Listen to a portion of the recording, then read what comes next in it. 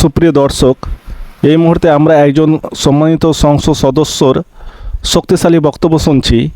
তার বক্তব্যের ইতিহাস, আদর্শ এবং সত্যর পক্ষে দৃঢ় অবস্থানের বিষয়টি উঠে এসেছে।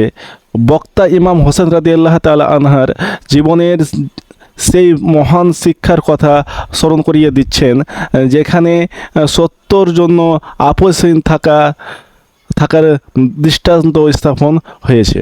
তিনি তুলে ধরেছেন কারবালার ঘটনা শুধু একটি ঐতিহাসিক অধ্যায় নয়, বরং অন্যায়ের বিরুদ্ধে প্রতিবাদ এবং ন্যায়ের পক্ষে অটল থাকার এক চিরন্তন শিক্ষা।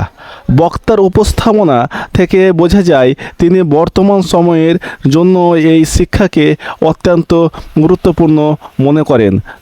माननीय अध्यक्ष महोदय, आज मैं मुहर्रम की बात करता हूं, मैं हजरत इमाम हुसैन रजी अल्लाह अन्हु की बात करता हूं, करबला की करता हूं।